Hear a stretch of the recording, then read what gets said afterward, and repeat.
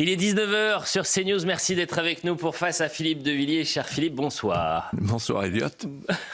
Félicitations pour votre brushing. Je suis allé chez votre coiffeur. Comment vous faites Brushing, vous dites? Quand j'étais petit, ma mère me donnait du cosmétique. Attendez, vous dites brushing, vous? Je sais pas comment on dit. Anglicisme, vous êtes depuis quand brushing? Mais comment vous arrivez à faire tenir tout ça? J'utilise le vent vendéen. Non mais ça, voilà. Les stars, c'est ça les stars. Bonsoir Geoffroy. On est venu en équipe, Geoffroy Lejeune est avec nous. Alors à l'approche de Noël, beaucoup attendent évidemment que le Père Noël puisse donner les cadeaux au pied du sapin. Et puis parfois dans la liste, il y a les signatures. Regardez la pile, chaque semaine je montre, parce que chaque semaine, et là il en a pris peut-être un tiers, il demande de signer votre livre Populicide, mais pas que d'ailleurs, il y en a un autre. En fait, c'est devenu une gare de triage ici. Moi, quand je sors dans la rue, il y a des gens qui m'attendent devant avec le livre. Donnez-le à Philippe vendredi. Donc, parmi les informateurs bien informés, moi je suis content parce que c'est la première fois que je vous le demande. Hein. Mais là, ça y est, c'est le début d'une longue liste. Donc, Manuel va être content. Populicide est signé. Mais en revanche, excusez-moi, je ne sais pas si c'est une ordonnance ou un médecin ou un mot. C'est un hiéroglyphe quand vous signez Philippe de Villiers. Une écriture de médecin. Voilà, une écriture de médecin. Un peu de sourire, ça ne fait pas de mal, parce qu'on va commencer avec une actualité lourde. Et la colère agricole, Philippe de Villiers, exacerbée autour de l'abattage des 207 bovins pour un risque de contamination, puisqu'un cas de dermatose nodulaire contagieuse a été recensé sur un troupeau en Ariège. Les agriculteurs plaident pour un protocole expérimental qui viendrait à abattre les vaches contaminées et une vaccination massive. Plusieurs centaines d'agriculteurs se sont retrouvés mobilisés en Ariège avec des tensions avec les gendarmes. La Confédération paysanne appelle au blocage de toute la France. C'était il y a quelques instants, ce communiqué. Je vous propose d'écouter ces agriculteurs qui en ont ras-le-bol. Et moi je pense que Madame la Ministre, maintenant il faut nous regarder, il faut nous écouter, il faut nous entendre. Parce que là maintenant, on est vraiment en détresse. Et je pense que demain, on sera tous morts à cette allure-là. On a eu la FCO, la MH qui est passée par là. On a eu des cas, on a eu des vaches vides et on a fait avec. Quoi. On a sauvé les bêtes et là il faut faire pareil, il faudra vivre avec. On n'arrivera jamais à l'éradiquer, c'est impossible. Ça me donne aucune envie de continuer. Quoi. Enfin, on dégoûte toute une génération avec ce genre d'intervention. Et Annie Genevard, la ministre de l'Agriculture, était notre invitée cet après-midi sur CNews. Je vous propose de l'écouter. Au 29 juin, on détecte pour la première fois l'apparition de la dermatose nodulaire contagieuse sur un bovin en Savoie. Immédiatement, et je rends hommage à l'éleveur et au vétérinaire, il le déclare tout de suite. 5 semaines plus tard, nous avions 78 foyers. 78 foyers. Et les éleveurs ont accepté qu'on dépeuple ces 78 foyers. Mais en même temps, on a déployé la vaccination. Parce que l'abattage n'est pas la seule réponse à la maladie, bien sûr. Mais quand vous avez un foyer qui est affecté, le dépeuplement, il est la meilleure garantie que le virus ne se répand pas tout autour de lui. Parce que dans cette affaire, il faut protéger les voisins. Il faut protéger les élevages. Geoffroy Lejeune. Philippe, vous avez parlé de nombreuses fois du populicide agricole. Quel regard portez-vous aujourd'hui sur ce sujet ? En regardant Annie Genevard, par ailleurs très sympathique, je me disais c'est le docteur Véran en jupon. J'ai l'impression de revivre le Covid. Comme l'a dit très bien Pascal Praud ce matin. Pourquoi ? Parce que dès qu'il y avait un asymptomatique, comme disait le docteur Salomon, le docteur Croque-Mort, qui comptait les morts chaque soir, on enfermait tout le monde. Et on a enfermé tout le monde. Bon.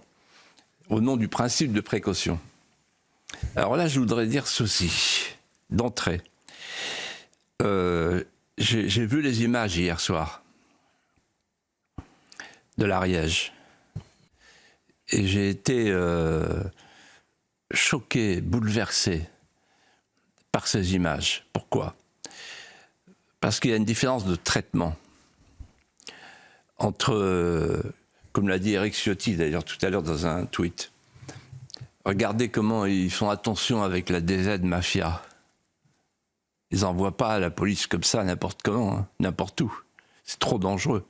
Regardez comment le préfet de police à l'époque, Nunez, le ministre de l'Intérieur actuel, avait conseillé aux commerçants de rester chez eux le 31 mai après la finale de la Ligue des Champions. Pourquoi ? Parce qu'il leur a dit qu'il faut faire attention au pillage. En d'autres termes, on disait aux gens, aux braves gens, restez chez vous, parce qu'on avait décidé de laisser la rue, en l'occurrence la capitale, à tous les pilleurs, à toute la racaille qui venait se livrer à un pillage, je dirais, compensatoire sur le thème « on va se venger de tout ce qu'ils nous ont fait ». Et donc quand les banlieues se déplacent, là, on dit à la police « oh là là, attention, hein, vous restez loin à l'extérieur ». Là, on a eu des hélicos avec des fumigènes et des blindés, vous vous rendez compte ? Les gendarmes, les paysans, il fut un temps où ils étaient dans la même tranchée. Hein. C'est les mêmes familles. Hein. Il y en a un qui est paysan, l'autre qui est gendarme. Et c'est terrible de voir deux France face à face qui sont de la même France. Je me souviens, près de chez moi, je ne sais plus où, il y avait eu une rave party, vous pouvez peut-être m'aider à me souvenir. Il y a eu une rave party, le ministre de l'Intérieur, à l'époque, l'année dernière, a mis 3 jours avant d'intervenir. C'était trop dangereux. Voilà. On avait tellement peur qu'il y ait un incident, qu'il y ait un mort. Voilà. Et donc, quand il y a des rodéos sauvages, on dit à la police, surtout, vous n'intervenez pas. Et là, on envoie des blindés qui renversent les voitures. Et tout ça, pourquoi ? Tout ça, pourquoi ? Pour faire accepter à un petit paysan avec ses 200 vaches, faire accepter qu'il se débarrasse de son cheptel, faire accepter qu'on euthanasie son trésor, le trésor d'une vie. Il faut rien connaître à la paysannerie, à l'agriculture, pour ne pas comprendre ce que représente l'abattage non ciblé d'un cheptel. C'est des générations et des générations d'une terre qui saigne à nouveau. Et ce que je voudrais dire, c'est la chose suivante. Pour faire un raccourci métaphorique.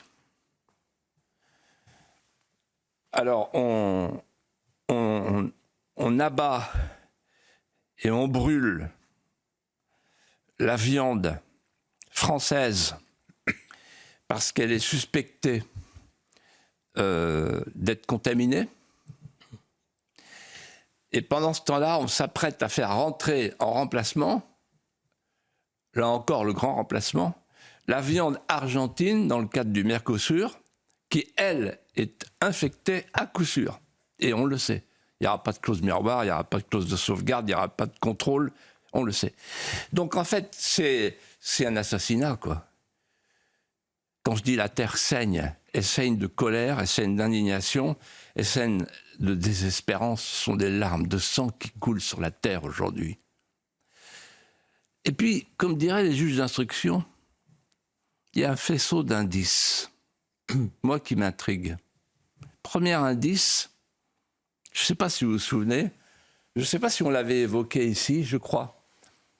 Le 5 mai 2023, c'est pas vieux, il y a eu un rapport de la Cour des comptes dans lequel le président de la Cour des comptes, Moscovici, en appelle à l'abattage du cheptel français, en grande partie, au nom du CO2, au nom du climat, parce que les vaches, quand elles digèrent, émettent du méthane. Moi, j'ai lu 3 fois le rapport pour être sûr d'avoir bien lu. Ils sont sérieux, ces gens-là. Ils sont sérieux. C'est une méthode terroriste. Deuxième indice. Je ne sais pas si vous vous souvenez de M. Canfin. Enfin. Pascal Canfin. Voilà, Canfin. Eurodéputé. Proche de la Macronie. Est-ce que vous vous souvenez, c'est lui qui a amené la danse sur le pacte vert. Et qu'est-ce qu'il a demandé ? Et qu'est-ce qui a été voté ? 20% de terre en moins, 25% de production en moins au nom du pacte vert. C'est-à-dire pour sauver la planète, on dit aux paysans, là encore, il faut, et lui il a dit, 20 ou 30% de cheptel en moins. En fait, la fin du cheptel français. Et pendant ce temps-là, on avait le ministre de l'économie, l'inénarrable ministre de la Défense, qui est resté 24 heures, ministre de la Défense, le fameux ministre de la Transition érotique, Bruno Le Maire, qui dit ah mais moi je préfère la viande de synthèse. Vous voyez, donc petit à petit, on explique aux gens, quand je dis faisceau d'indices, là on est sur un indice fort que ah non, la viande c'est plus ça, quoi. Bon. Et donc le pacte vert, voilà. La Cour des comptes, le pacte vert. Et puis alors, évidemment, ce qu'on n'a pas dit, ce que les Français ne savent pas, c'est pourquoi on abat dans l'Ariège les vaches. Parce que l'Europe l'a demandé, parce que c'est une norme européenne. Et tout à l'heure, le président de la FNSEA a dit, sur notre antenne, sur CNews, il a dit, si jamais on n'abat pas les vaches, à ce moment-là, on sera mis sous cloche par l'Europe. La France mise sous cloche par l'Europe. Et là, j'ai pensé au général de Gaulle, qui avait dit, quand il est arrivé au pouvoir en 1958, un an après le traité de Rome signé le 25 mars 1957, moi je veux bien continuer, mais à une condition, c'est qu'on garde l'idée du marché commun et que la France garde son droit de veto. Et qu'on puisse préserver, évidemment, notre cheptel. Alors, quand on voit aujourd'hui le point où nous en sommes rendus, il y a de quoi être désespéré. Je vais vous dire quelque chose.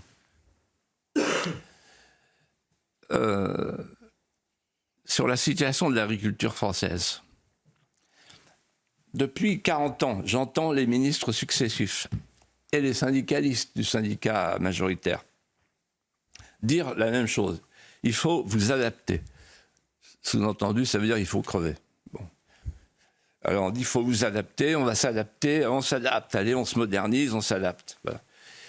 Et qu'est-ce que ça donne dans les chiffres ? La France, pour la première fois dans son histoire, elle a un déficit agroalimentaire. Un poulet sur deux est importé. 60% de nos légumes, 40% de nos, etc., de nos fruits, etc. Il y a plus fort que ça. En 2010, savez-vous combien il y avait de paysans en France ? Il y en avait 960 000 répertoriés. Aujourd'hui, en 2025, il y en a 440 000. Vous calculez, c'est la moitié. Et pendant ce temps-là, il y avait combien de fonctionnaires en 2010 ? Fonctionnaires au ministère de l'Agriculture ? 15 000. Et aujourd'hui, il y a combien de fonctionnaires au ministère de l'Agriculture ? 30 000. Tout ça parce qu'il faut appliquer les normes, transposer les normes de Bruxelles, c'est-à-dire une énorme machine qui nous détruit à petit feu. Voilà. Et vous savez, je pense à une phrase de Michel Audiard qu'il a mis dans la bouche de Jean Gabin dans Le Président. On est gouverné par des lascars qui fixent le prix de la betterave et qui sont incapables de faire pousser des radis. Philippe, on poursuit justement sur cette colère agricole avec des États européens qui doivent se prononcer la semaine prochaine sur le traité commercial du Mercosur. Selon la porte-parole du gouvernement Maud Brejon, le président de la République a réitéré les demandes françaises, à savoir la clause de sauvegarde, les mesures miroirs et le renforcement des contrôles. Pensez-vous que la France puisse retourner la situation ? Vous l'avez abordé brièvement. Ou est-ce trop tard ? Alors, mon pronostic, c'est que c'est trop tard. Aujourd'hui, vous savez, la France demande qu'il y ait un organisme de contrôle, qui n'obtiendra jamais, qu'il y ait des clauses de sauvegarde, qu'il y ait des clauses miroirs, etc. Enfin, c'est la roupie de Sansonnet. Alors, sur le Mercosur, moi, je voudrais dire ceci. D'abord, c'est un accord incohérent. Il est incohérent pour la France. pas pour l'Allemagne, qui a des voitures à vendre. Il est incohérent pour la France parce qu'on demande à nos paysans de faire des efforts considérables au point d'abattre leurs vaches. On leur demande de faire des efforts considérables alors que dans le même temps, en matière de sécurité sanitaire, s'entend. Alors que dans le même temps, la viande argentine, elle, n'est soumise à aucune règle. Viande aux hormones, la volaille, les activateurs de croissance, le maïs, les substances chimiques, aucune traçabilité, ils en sont incapables. Donc voilà une incohérence totale. On ne peut pas demander à nos paysans, à nous, ce qu'on ne peut pas demander aux autres, à ceux qui vont nous envahir. Bon. Petite parenthèse, juste avant d'arriver à CNews, j'ai découvert qu'il y avait une exigence européenne pour l'année prochaine, 2027, faire entrer l'Ukraine dans l'Union européenne. Alors là, c'est la totale. Là. Il ne manquait plus que ça. Ouais. C'est-à-dire qu'en fait, on se sert de nos paysans comme une monnaie d'échange, tant qu'il y a du liquide. Deuxièmement, c'est un accord, le Mercosur, c'est un accord déséquilibré. Je vais vous donner un exemple. Une ferme française, en moyenne, est de 69 hectares. Une ferme au Mato Grosso, j'ai regardé, 500 000 hectares. Donc, il y a un ami, un paysan, il s'appelle Nicolas, je le salue d'ailleurs, il m'a envoyé un message tout à l'heure pour me dire nous, on vend le kilo à 2 euros. Comment dirais-je, l'argentin, ça lui revient à 2,5 euros, alors que nous, il faut qu'on fasse au moins 6 euros pour commencer à gagner de l'argent. Donc c'est pas jouable. Pourquoi ? Parce qu'il y a un déséquilibre complet des prix de revient, évidemment. Parce que c'est pas du tout, nous on n'a pas les latifundia de l'Argentine ou du Brésil. Et puis, il y a autre chose. C'est qu'en fait, Madame von der Leyen, elle est allemande. C'est la Commission qui négocie. Et la Commission, elle a négocié pour l'Allemagne.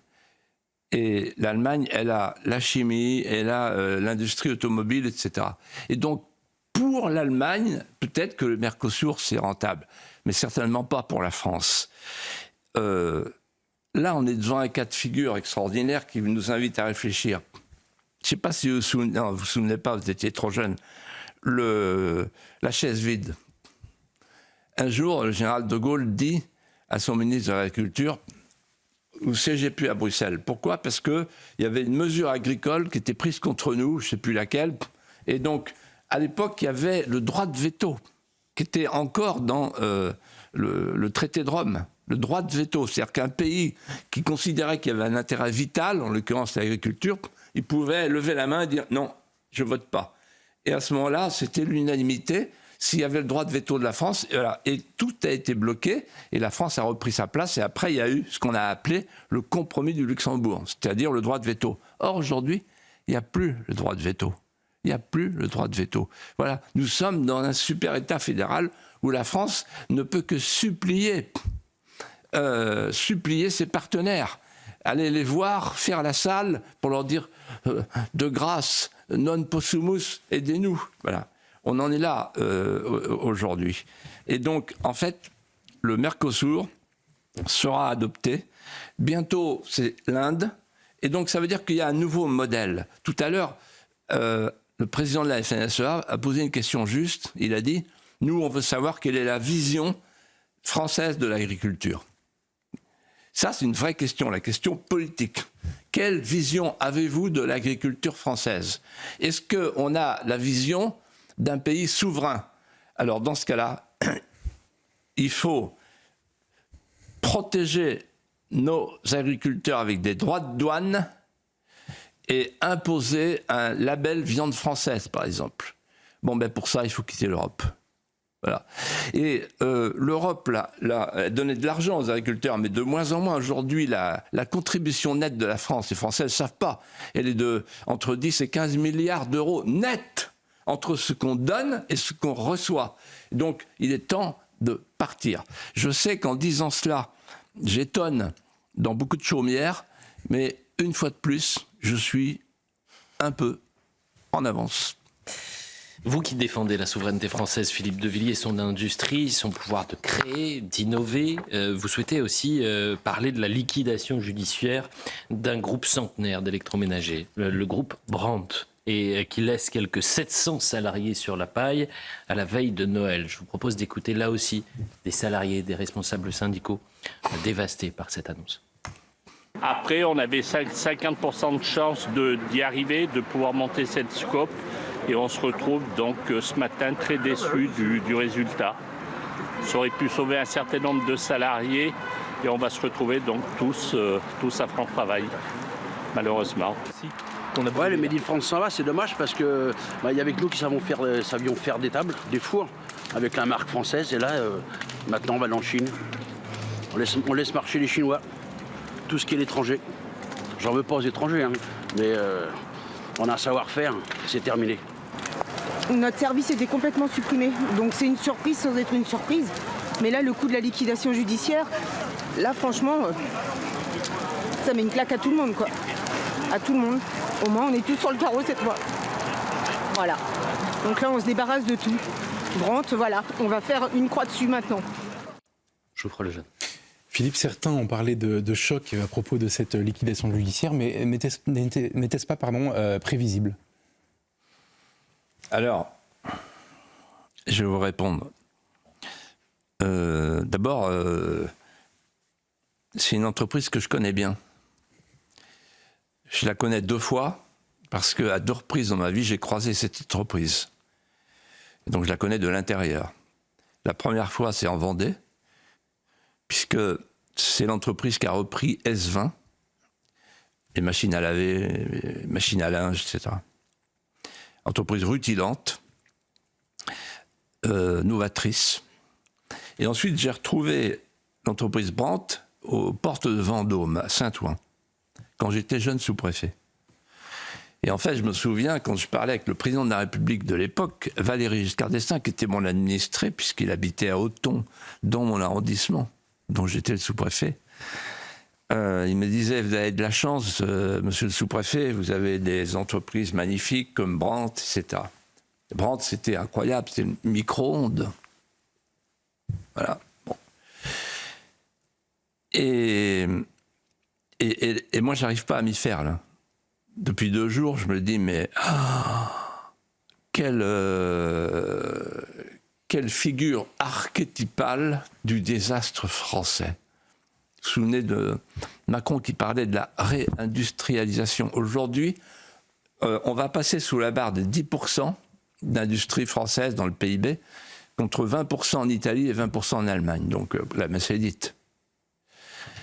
Et ce matin, je lisais un papier dans l'Opinion, un excellent journal, et l'éditorial qui dit « Les liquidateurs de Brandt siègent à l'Assemblée nationale ». C'est tout à fait exact, mais insuffisant. C'est tout à fait exact parce que, en fait, l'impôt de production, voilà, il paye. Voilà. Les entreprises s'en vont ou ferment. L'impôt de production qu'on a cessé de faire croître, là, tous ensemble, là, au Parlement, voilà, on a le résultat. C'est-à-dire les entrepreneurs n'ont qu'une idée en tête, maintenant, c'est de fuir. Deuxièmement, la facture d'électricité, qui ne cesse de croître en termes de compétitivité sur le plan énergétique. Brandt s'est trouvé dans une situation impossible. Mais ce n'est pas l'essentiel. Et l'essentiel, personne ne veut en parler. Pourquoi ? Parce que c'est la fameuse mondialisation heureuse qui continue. Pourquoi ? Parce que, en fait, moi j'ai vécu le moment de bascule. Et si vous me permettez, je voudrais vous dire un mot. Parce que ça reste pour moi un traumatisme politique et psychologique. Je suis là à l'Assemblée, on est en 1994, le 17 avril. Il y a un traité qui vient d'être signé par tous les grands pays industriels le traité de Marrakech. Ce traité de Marrakech met fin au GATT et remplace le GATT par l'Organisation mondiale du commerce. Avec une idée simple, on abolit les droits de douane dans le monde entier, parce qu'on est entré dans une phase nouvelle, c'est le bien-être cosmique par le marché universel. Et bientôt, la Russie va s'y associer. Bientôt, la Chine va s'y associer. On va faire rentrer la Chine dans l'OMC. Et tout le monde joue le jeu. Et on croit qu'on entre dans une période de bien-être cosmique post-national, et on croit que la démocratie de marché va unifier le monde et dissoudre les identités récalcitrantes comme de vulgaires calculs rénaux. Et ça marche. Et moi, quand je dis non, il faudra remettre des protections si on veut protéger nos entreprises, on dit vous êtes un ringard. Bon. À l'époque, il y avait un homme qui s'appelait Jimmy Goldsmith, auquel je rends hommage, qui était mon ami, qui a écrit, qui s'appelait Le Piège, et qui disait on est plus sur un problème différentiel fiscal, etc. On est sur quelque chose de fondamentalement différent, c'est que le coût d'un travailleur en Chine ou en Inde est 100 fois inférieur au coût du travailleur chez nous. Donc on ne sera jamais compétitif si on ne garde pas des droits de douane, si on ne garde pas des protections, des herses douanières. Or, on n'a pas voulu garder les herses douanières. Je vous rappelle qu'en 1992, le marché commun a disparu avec le traité de Maastricht au profit du libre-échangisme mondial. C'est-à-dire que la préférence communautaire, la préférence européenne dont Macron a parlé la semaine dernière, elle a disparu. Et donc, quand vous êtes sur un marché mondial, il faut aller chercher le moins cher de tous les travailleurs pour pouvoir l'exploiter plus facilement. C'est ça qui s'est passé. C'est la fameuse phrase de Jimmy Goldsmith que je reprends, que j'ai déjà prononcée ici. La mondialisation, c'est un système dans lequel le pauvre des pays riches subventionne les riches des pays pauvres. C'est-à-dire on va produire là où c'est le moins cher, là où on peut exploiter les gens, et on revient vendre là où il y a encore du pouvoir d'achat. Et en 1994, on a changé de paradigme. La France a changé de paradigme. C'est-à-dire qu'au lieu d'avoir un pays de producteurs, de paysans producteurs, d'industriels producteurs, on est devenu un pays de consommateurs. On a fait le choix de la consommation comme moteur de la croissance à la place de la production. Et donc ça a donné le surendettement, ça a donné la désertification, la désindustrialisation, la métropolisation. Et on n'en est jamais sorti. Ça a fait le bonheur des grandes surfaces qui ont fait un binôme à succès avec l'importation systématique. Et donc on est devenu un pays de consommateurs. Seulement, le problème des consommateurs, c'est qu'il faut qu'ils aient de l'argent. À un moment donné, la consommation s'effondre et le pays s'effondre avec lui. Donc Brandt, c'est vraiment une allégorie tragique de cette longue période des chaînes de valeur globale où on allait faire travailler au bout du monde des pays qui fabriquaient beaucoup moins cher que nous. Mais j'arrive à la conclusion, c'est beaucoup plus grave que ça. Parce qu'à l'époque, à l'Assemblée, on était deux, j'ai regardé les votes, il y avait mon ami Joël Sarlot et moi, on avait voté contre l'OMC. Et on entendait Balladur et les autres, tous droite-gauche confondus, qui disaient faut plus croire Jean Fourastier, l'économiste, qui dit une économie équilibrée, c'est une économie, il y a un secteur primaire, un secteur secondaire, un secteur tertiaire. Non, nous, on va perdre notre secteur primaire, l'agriculture, la pêche, mais c'est pas grave. On va perdre notre secteur secondaire, mais c'est pas grave. Et parce qu'on va gagner avec le tertiaire et le quaternaire. Mais de toute façon, c'est pas demain la veille, Philippe, que les Chinois, les Indiens vont fabriquer des microprocesseurs, vont fabriquer des produits sophistiqués. Il faut leur laisser le textile et la chaussure. C'est très bien comme ça, ça va les développer. On pourra ensuite dialoguer avec eux. Le problème, c'est que les Chinois, qu'est-ce qu'ils ont fait? Ils ont fait des joint ventures avec nous pour nous piquer nos technologies. Ils sont venus avec des appareils photo, avec le sourire chinois. Ils ont piqué nos technologies et maintenant, qu'est-ce qu'ils font? Ils reviennent chez nous et ils sont en train d'aspirer notre industrie automobile et notre industrie tout court, tout ce qui concerne l'innovation. Aujourd'hui, le climat, ce sont nos fournisseurs climatiques, photovoltaïques, panneaux solaires et éoliennes. Bravo l'artiste, bravo les politiciens français, vous êtes des criminels. Vous parlez de la Chine, justement. Dans le même temps, Emmanuel Macron, Philippe de Villiers était en... Vous devriez modérer. J'étais dedans. Voilà, vous étiez parti pour. Je vais... Vous vous auto... Oh là là là ah là. non, mais attendez. C'est, franchement, là, il faut marquer ce moment. C'est historique, puisque Philippe de Villiers s'est auto-modéré. Oui. Donc, c'est la société de demain de l'autosurveillance. Vous êtes la première victime de ce que vous avez imaginé. Oui. L'autosurveillance. Vous voyez, j'ai besoin de rien faire dans cette émission. Je lance quelques questions et puis après je vous écoute et vous vous auto-modérez. Philippe, justement, Emmanuel Macron était en visite en Chine, la 4e d'État depuis 2017, et à son retour, le président Emmanuel Macron a menacé la Chine de droits de douane si Pékin ne prenait pas de mesures pour réduire ce déficit commercial. Le déficit commercial de la France vis-à-vis de la Chine est de plus de 45 milliards en 2024. Les résultats de ce voyage ont été controversés. Quel bilan faites-vous de cette visite d'État? Rapidement. Rapidement. Rapidement comme un homme qui court. Voilà. Pour faire des selfies. Une image extraordinaire. Vous avez vu? Oui. Le Young Global Leader qui court avec les flics chinois derrière lui, qui n'arrivent pas à suivre. Et il court pourquoi? Pour aller chercher un bain de foule. Et je me suis dit, mais au fond, est-ce qu'il n'est pas en train de... Parce que c'est un homme très intelligent, donc il a un coup d'avance. Je me suis dit, si ça se trouve, il va se présenter en Chine. Parce que quand il a vu cette foule, comme il aime la popularité, après avoir fait Ouest France, sur le label, il se dit peut-être qu'en Chine je vais trouver mon bonheur. Voilà. Alors maintenant je vais répondre à votre question. C'est un échec diplomatique assez redoutable. D'abord parce que les deux questions posées n'ont pas eu de réponse. Emmanuel Macron voulait obtenir que la Chine fasse un geste pour dire oui, on va vous aider à faire la paix en Ukraine. Et là, sourire chinois de Xi Jinping, t'as qu'à croire bonhomme. Ensuite, deuxième question, c'était la question du déficit dont vous venez de parler, 46 milliards et 300 milliards pour l'Europe. Et là, la Chine, sourire chinois.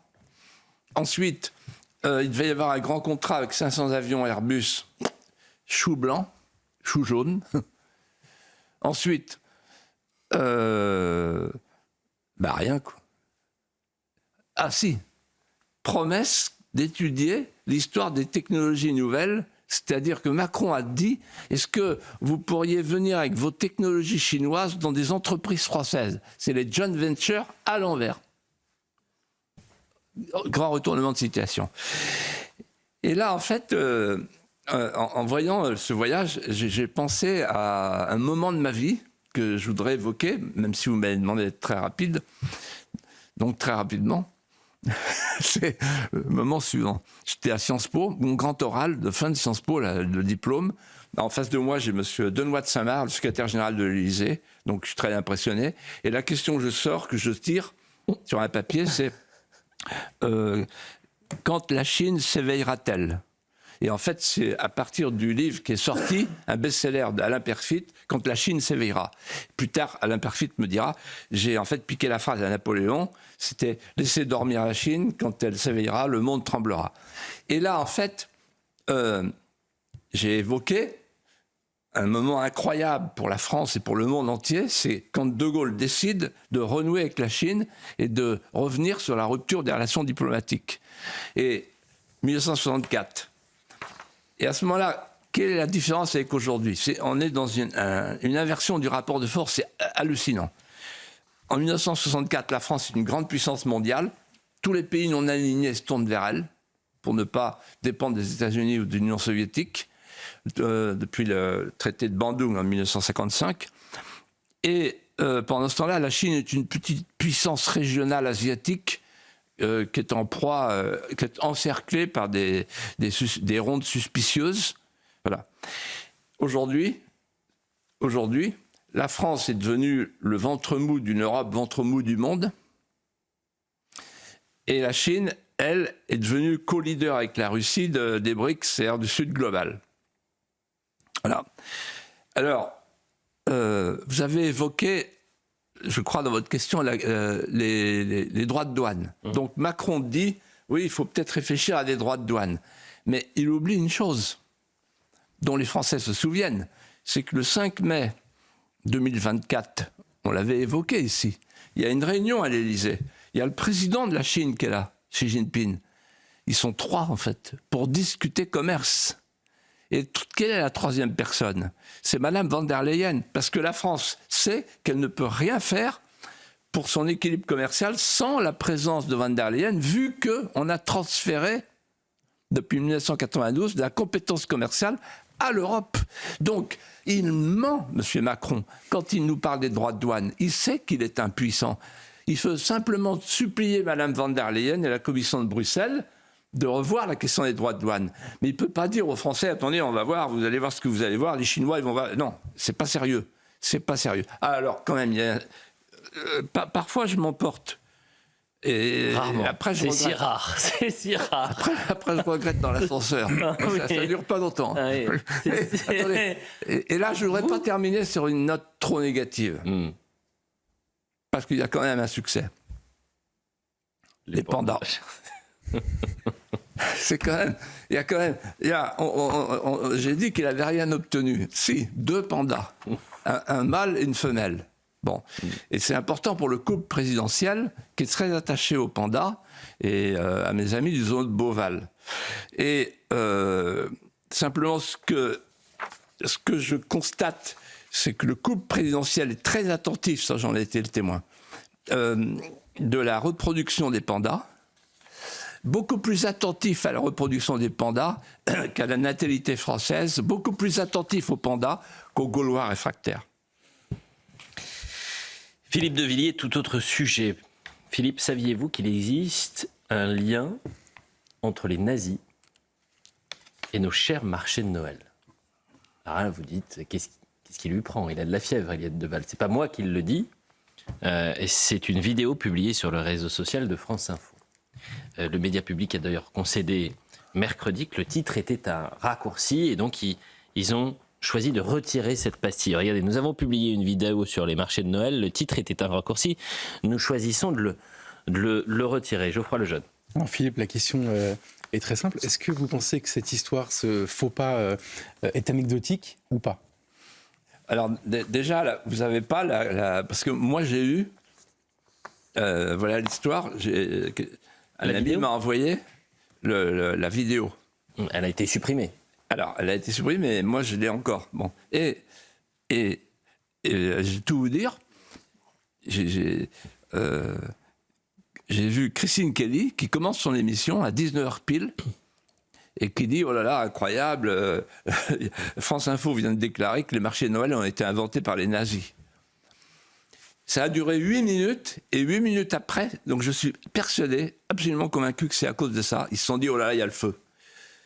Et ils sont revenus sur cette vidéo. Alors, la vidéo, elle dit, les marchés de Noël ont été inventés par les nazis. Et ils développent. Bon. Alors, moi, ma réponse est la suivante. Premièrement, le service public est dévoyé. Il faut le supprimer. Il faut le privatiser, comme l'a proposé Sarah Knafo, dans un papier remarquable, une interview remarquable qu'elle vous a donnée, qu'elle vous a accordée au JD News cette semaine. Il faut privatiser tout ça, parce que ce sont des menteurs, c'est le mensonge d'État. Là, c'est très très grave. Une télévision, une radio de service public qui ose dire que Noël a été inventé par les nazis. Allez, voilà, vous l'avez là, c'est formidable. Ouais, à Lyon. Et c'est Benjamin, non?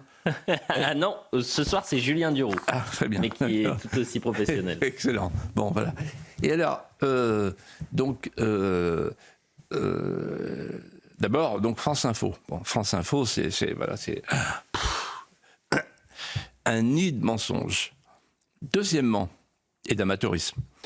Deuxièmement, les marchés de Noël n'ont pas été inventés par les nazis. Exemple, moi, je connais l'histoire d'un marché de Noël qui existe depuis 1253. À côté du Puy du Fou, le Bourg Bérard. Voilà, j'ai toutes les archives, je les tiens à la disposition des historiens. Donc, marché de Noël, voilà. Et il y avait un marché de Noël à l'Herbergement, rien que chez moi, dans le Bas-Poitou, en Vendée, au XIIe, XIIIe siècle, et sans doute avant. Bon, les crèches de Noël ont été inventées avec Saint François d'Assise, c'est 1223.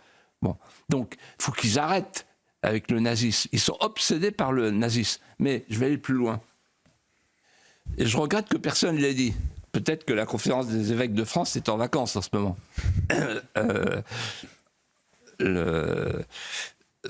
En train de préparer un document sur la migration comme solution à tous nos problèmes. Mais j'aurais aimé qu'il y ait une autorité qui se lève et qui dise « Attendez,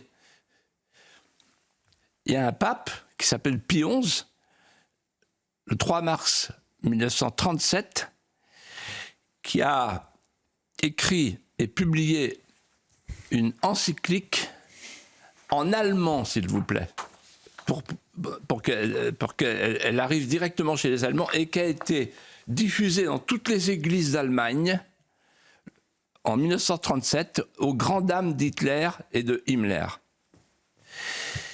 Et donc, il y a entre le christianisme et le nazisme une incompatibilité originelle qui est explicitée dans cette encyclique, car le nazisme est une nouvelle religion séculière fondée sur le racisme. C'est ce que dit le pape. Et si vous fouillez un peu sur l'histoire de l'Allemagne nazie, vous découvrirez que Himmler et Hitler étaient fascinés par l'islam. Fascinés par l'islam. Et que la seule religion qu'ils reconnaissaient, en dehors de la religion séculière du nazisme, c'était l'islam, parce que c'était une religion, disait-il, guerrière. C'est ce qui a fait que Bernanos a appelé l'Allemagne l'islam des terres sans soleil. Donc qu'on ne vienne pas nous dire aujourd'hui, c'est insupportable, qu'il y a un lien entre Noël et le nazisme, entre le christianisme et le nazisme. Monseigneur Lustiger disait ça très bien. Il disait il y a un lien entre le nazisme et les Lumières, oui, ça c'est sûr, une forme de progressisme, droit de l'homiste sans le nisi potestas ad Deo, mais entre le christianisme et le nazisme, c'est une incompatibilité fondamentale. Et entre toutes les religions. J'ai un informateur bien informé qui me dit « modérez-le sur les évêques ». Philippe de Villiers, je voudrais qu'on parle de Donald Trump à présent. Mercredi, Donald Trump a accordé un entretien approfondi à la revue Politico. Cet entretien fait suite à la publication, vous savez, on en avait parlé la semaine dernière, de la stratégie de sécurité nationale de 2025. Trump ne bâche pas ses mots sur l'Europe, je vous propose qu'on l'écoute. Si elle continue sur cette voie, l'Europe ne sera plus pareille et un bon nombre de ces pays ne sera plus viable.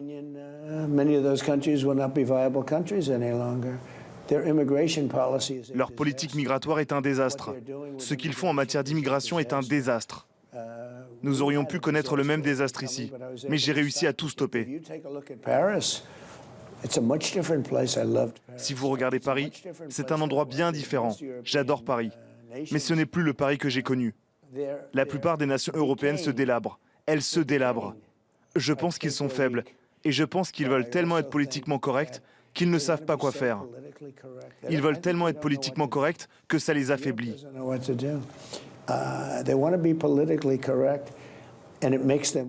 Regardez le maire de Londres, c'est un désastre. Il a des idées bien différentes de ce qu'il devrait avoir. Et il a été élu parce que beaucoup de gens sont entrés dans le pays et ont voté pour lui. C'est ce qu'il se passe. Geoffroy Lejeune. Est-ce qu'il a raison, Philippe, ou est-ce qu'il exagère, Donald Trump ? Alors, hélas, il a raison. Je voudrais bien qu'il ait tort, parce que c'est assez déplaisant de voir un président extérieur à la France, surtout un Américain, nous donner des leçons. Mais c'est ainsi. Peut-être ça peut faire avancer le schmilblick.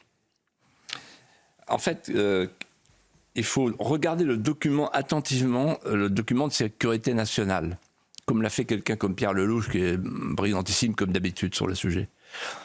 En fait, il y a 2 novations dans ce document qui vont peser sur l'avenir du monde. C'est un turning point.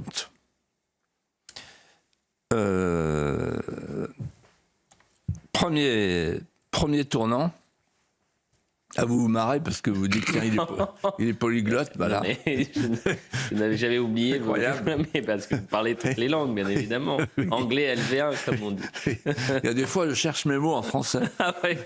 Bah, reprenez-les en anglais. Alors là, le turning point. Donc voilà, le turning point. Le premier, c'est en fait, l'Amérique rentre chez elle. C'est très important.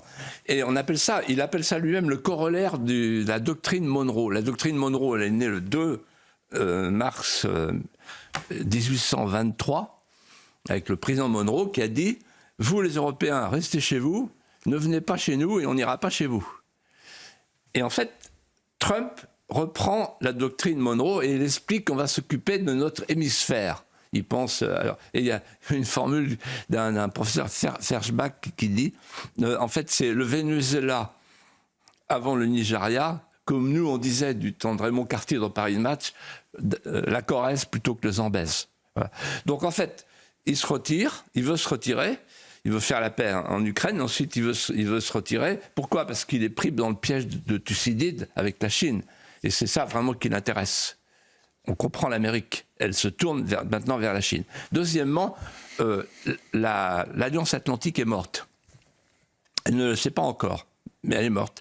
D'ailleurs, la preuve, lors de la dernière réunion de l'Alliance Atlantique, là, le secrétaire d'État américain n'était pas présent.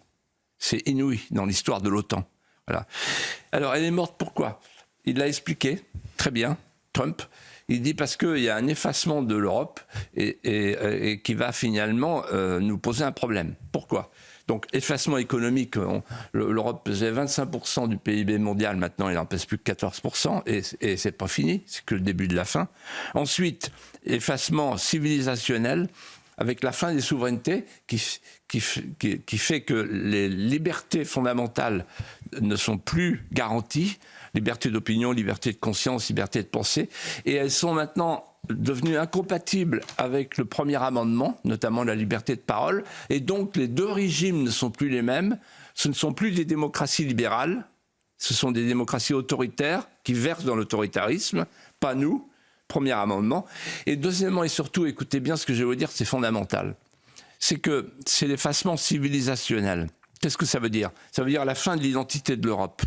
Ça veut dire qu'en fait l'Europe va être submergée démographiquement, c'est ce que dit Trump, et l'Europe ne sait plus où elle est. On est loin de Paul Valéry qui disait « J'appelle européenne toute terre romanisée, christianisée, soumise à la discipline, à l'esprit des Grecs ». C'est fini, l'Europe ne croit plus en elle-même, elle ne sait plus qui elle est.